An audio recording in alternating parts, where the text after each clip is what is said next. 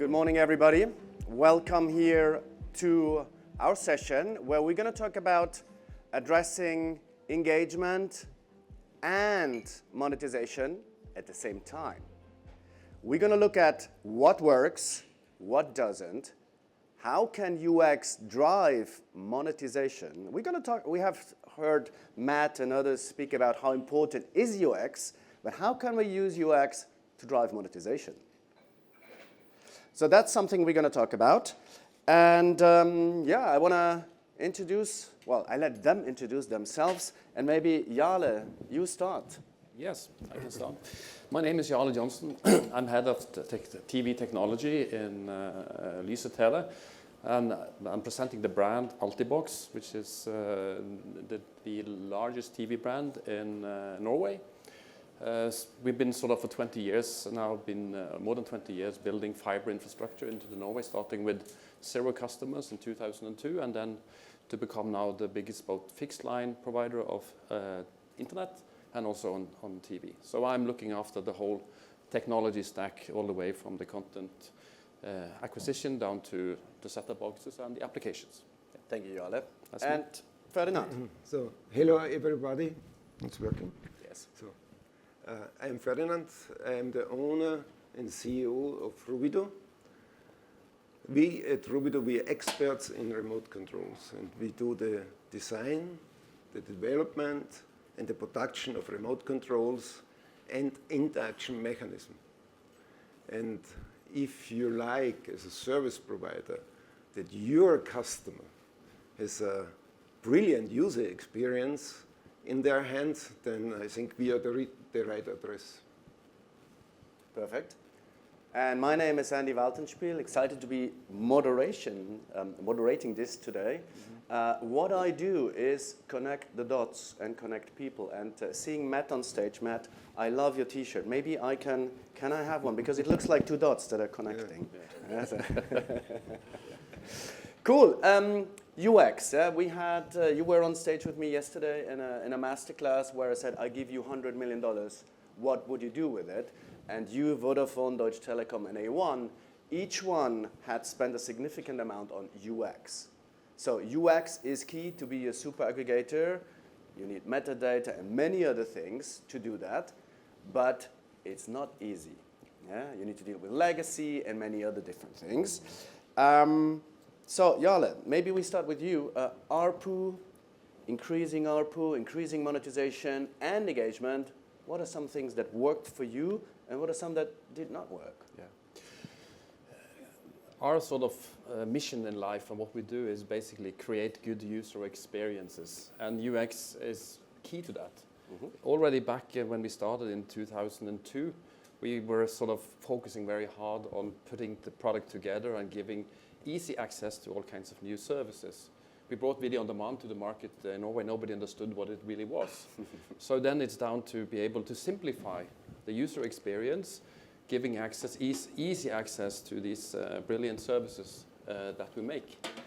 And of course, being an operator and a service provider, trying to bring things together, we see a lot of challenges in doing so, because we try, of course, to be the proper operator that does everything correct, and we've been hit by a lot of restrictions of anything that we want to do.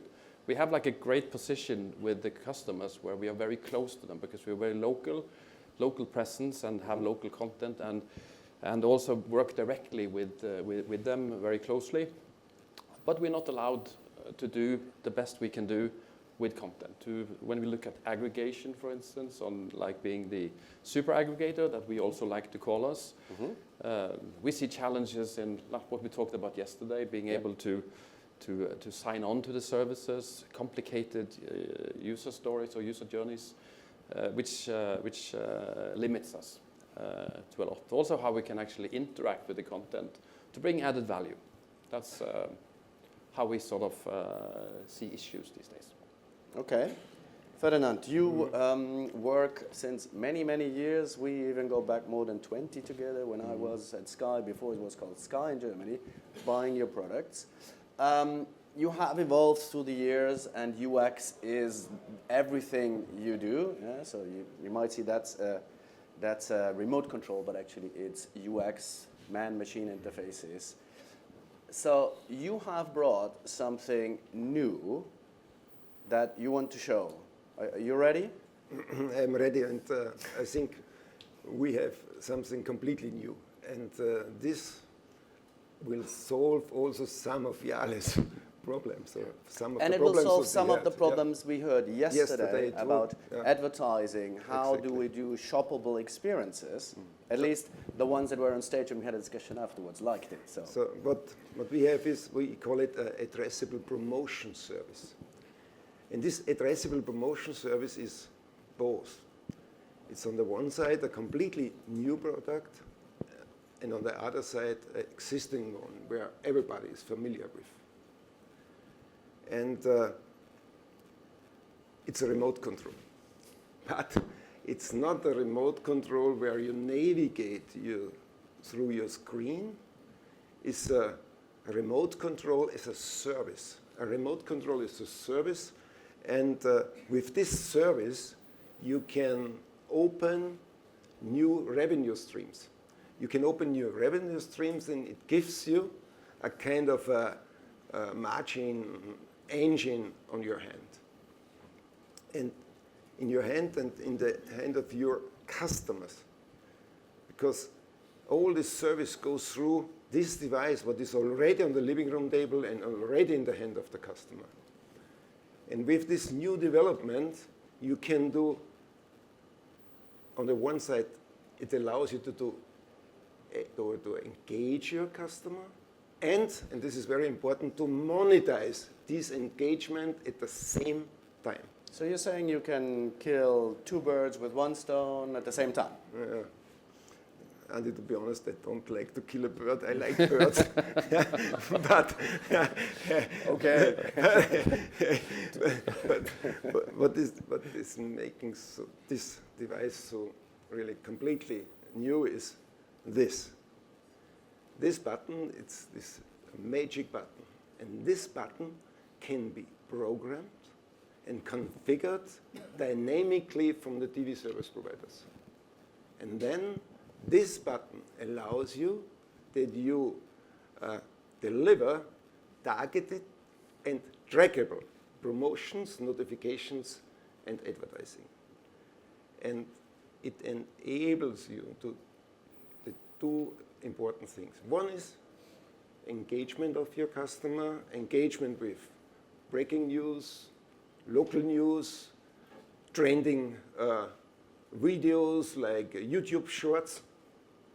And the other is to do the monetization, to monetize this engagement with promotion or an upselling of your own content or of the content of your partners, like sport tickets, show pop-up channels through special events like Olympia or World Cup, or rent this button to your content partners for special promotions. Or it could be, I watch a soccer game, and then I see a pizza icon appear, and said, I move there and said, you want to order the same pizza you had last Saturday? And you just click, and there you go. Yes, I think the super cool thing is also that you can tailor this message to each individual household. Mm-hmm. And yes, it's right what you say, you can do a lot of message, but we have to be careful. We have to be careful not to overload. We have to be always in our mind, user, and we hear it today too, user experience excellence. How we can support the user and not overload and boring them. Okay, Jarle. This is not an advertising show here, right? So is that something that would solve some of your challenges? If yes, how? What might be missing? Yeah, sure. Absolutely, it's like a brand new way of thinking of reaching your customers, because they have the remote in their hand, and we used to have it as the just enter the things that we present in the UI, but we have the limitations of what we can do when you're watching something. So the whole concept of bringing good user experiences is to be able to penetrate through like maybe the walls which limits you, and also being able to reach the customer. It doesn't help if you have like a pop-up between a lot of different types of messages. The remote gets very visible. So it's an interesting new approach to interact with your customers. Yeah, and we saw Caretta mentioning there's lots of real estate on the UI. Yeah. That might get cluttered and annoying for the users too at some point. And also the customer isn't spending all that much time in your UI. Hopefully not. We heard somebody yesterday saying that they would minimize the time they spend in the UI because they should find the content right away. So when you're watching the content, you cannot just put an overlay onto a football match or something like that. But of course you can talk to the remote. Could I not do it on my mobile phone? Of course, you could do it on mobile phone, but that is an additional sort of device friction. You need to have the app installed and maybe you can send an SMS, but it's complicated. This is an example of a good user interface. Would you need 100K units deployed before it makes sense? I think you need a significant volume, of course, because otherwise you don't have the reach that you need. If you're going to have promotions and going to sell it, of course you need to bring it onto your whole customer base. And just to talk a little bit about that, because obviously adding an OLED screen to a remote adds a little bit of cost to it. But one saying we had when we first initiated our cooperation with Ruwido many years ago was like, we built this great fiber network with gigabit performance, and it all dies in the end of a remote costing you $3. That's not good. Yeah. So investing in that might be worth a while, and in combination with this addressable promotions, it can generate additional revenue. But of course, we need to be able to invest in this. Ferdinand, what do you say? From which volume does it make sense? I think yes, we all agree that reach is the currency of advertising. And even I like that Jarle is buying 200, 300, 500,000 units. We think with such a concept that it's better to start not with the total focus on the advertising, to start with engagement as a first focus, to start with engagement. And we are sure that even if you do only engagement and deliver through this engagement, promotions, and upselling of your content, that such a service will pay back quickly. Will be back quickly. So it's quickly give me numbers. 1, 2, 3, 4, 5 months. 5 months? Yeah, 5 to 6 months. It depends how many campaigns you do, and how many campaigns and how you do this. Maybe to give a little bit better understanding, this is only the tip of the iceberg. This is only 20%. 80% is AI-driven backend and analytics. And this is an important thing because it opens you to learn every day with every campaign. As you can do the campaign individual to the household, to the region. And then you can also learn through this the user experience. And this combination of this hardware and the software behind it creates a really, what we see, cool user experience. And why? In the old days, let me say this, it's always that it's a push advertising. So, and people are interrupted by advertising or annoying. With this one, the user has the feeling that he can decide what to watch, because he can go with this touch sensitive magic button, and then they see what's coming up, and they can decide to click or to see more. I think this is a huge difference. It's a huge difference to all what is in the market. Always is that you get advertising if you like it or not. Yeah. So if you get a promotion, if you like it or not. And here you decide. Okay, very cool. Jarle, we talk about engagement and monetization while you are the CTO. Why are you here? I guess tech is not completely unimportant in this game. So what's the balance between great tech and marketing? When we did our study, that some of the findings I presented yesterday, it was you and Hans from marketing and proposition and commercial team. So how do you come up with great UX, great engagement and monetization? Exactly in the way that we do now. The tech guys go to the shows for the commercial guys and the other way around. So we have them with us. You know, it goes hand in hand. Technology and marketing goes hand in hand. Okay. So, you know, for us, it's being the tech guy in the company. I find it equally as important to understand the marketing situation and understand what we do. Technology is not just it's not what we do. It's products. Yep. And the products needs to be good. And again, when we look at like this kind of a product, you know, for the customer to take this and have a take up on this, you really need to put good services into the button, so that you are able to excite your customer. They should be excited about what's on the button today, so they look at it. It doesn't help if the remote just sits on the table or in the sofa somewhere and nobody looking at it. So it needs to be a thing.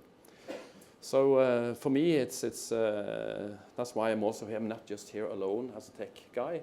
I'm together with my marketing guys as well, and we would like to get the impression of what's going on in the world and then bring it back home and continue to make great customer journeys. And we heard it from Coretta earlier, so there has been significant underinvestment in devices. Right, your procurement might say, well, why don't you go do just an app on the TV? It saves all the capex, but you lose something very important, that's control. Yeah, exactly. And as I said yesterday as well, I think the set-top box is going to be with us for a long time. Yes. And I was just reflecting over this reduction in investments. Okay, the set-top box has become cheaper, so that's okay. Of course, then the investment goes down, but still we have more capacity, more functionality in the box than ever, even on an Android TV set-top box.